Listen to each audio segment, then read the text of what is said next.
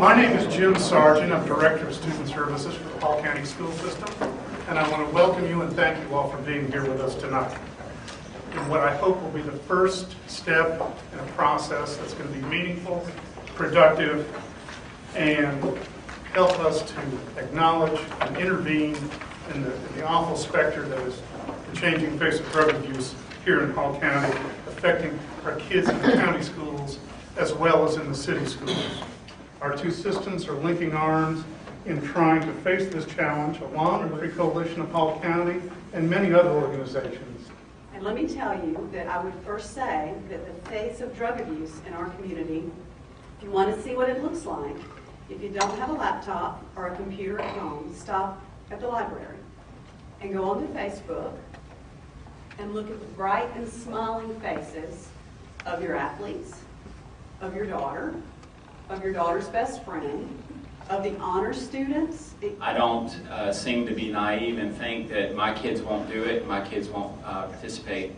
But the stark reality is that the damage that it does, not only to a physical body, but also to the emotional and spiritual body, is just a profound experience that really impacts a multitude of lives. And so I would urge you to just pay attention and not be naive. You can't just stereotype someone. And really what I would want to say is even if you take your kid to church or take your kid to a faith-based something, they're not immune to the same struggles that every kid is facing these days. Even though you drop your kid off at church, it still requires you to be checked in to understanding where they're at in life. What's the face of drugs? This young man right here. I'm a parent of a dead teenager. If you'd asked me on November 5th, could it happen to my son? I'd have told you no.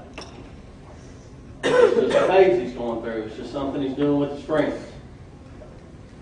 But on November the 6th, at about 7:30 in the morning, we got the phone call that I need to get over to his mom's house quick.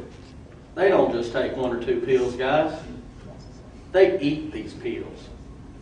They call it eating these pills. It's not take a couple of Lortabs and call it a night. It's eat 10 of them or more. So what's the face of it? It's every kid in every school. And it's a lot of parents, y'all. I'm going to tell you the truth. I found out after the fact that my son was smoking pot with a friend and his dad. I don't want to see this happen to another parent. We got to just stand up and be parents, y'all. I mean, you talk about your kids' privacy and things. They don't have any privacy when they live in my house. On one particular day, my son got 40 text messages from students at a local school asking about prescription drugs. But tell your friends, tell your neighbors, if they got 6th graders to seniors, get out here and get active. Don't be scared to tell on somebody. It might save your kid's life. Tell your kids not to be scared to tell on somebody. It may save their life. You can put my son's picture up on every school in this county, and then you can put a picture of his gravesite and just put pills killed. I mean, because that's fine with me. If it'll save a student's life, it'll cause them to do something different. What can kids do to help prevent others from using? That's a really hard question. And I think maybe in the schools, maybe getting an organization together of those people, and maybe talking about it. Maybe you said it's a time apart during school, maybe once a month or so, and talk about these things. Deter or to prevent drug and alcohol abuse. What can we do? We know we're not totally in control, but what can we do? What should we be doing? But let me tell you what I think. The only place you can start and you are in control of is with yourself. I'm going to ask you to turn a mirror to yourself and look in your own medicine cabinet, in your own lifestyle, and what you're teaching your children. But I would just really focus on staying connected to your kids and staying connected to your kids' friends' parents, not necessarily kids' friends. Don't be their buddy. You can certainly have buddy time if you want to. I'm going to hold them accountable and stay connected to your friends' parents. You need to know where your kids are And there needs to be two things: accountability and verifiability. I think ideally you got to have that relationship where, as one of our parents said, you don't have to respect some magical privacy of the teenager. You're looking out. You got to raise them. You don't have to be their best friend.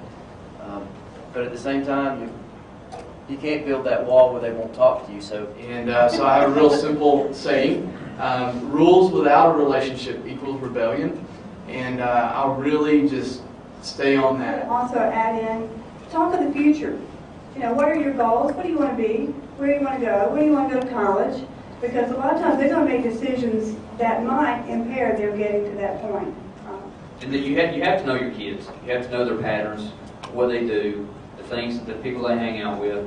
I just got a new puppy a couple of weeks, well, actually about a month ago, and I had to go to potty training class.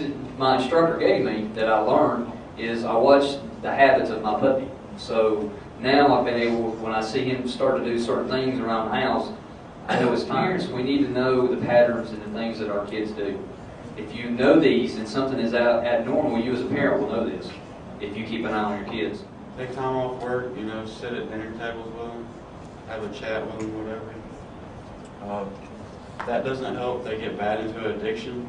Try to find them a program to go to, like 3D, No Longer Bound. But maybe taking seniors and juniors that are committed to a lifestyle of abstinence from drugs, alcohol, and other destructive behaviors, bringing them into the freshman classes and holding panels like this that can introduce them into there are some positive things that can be done.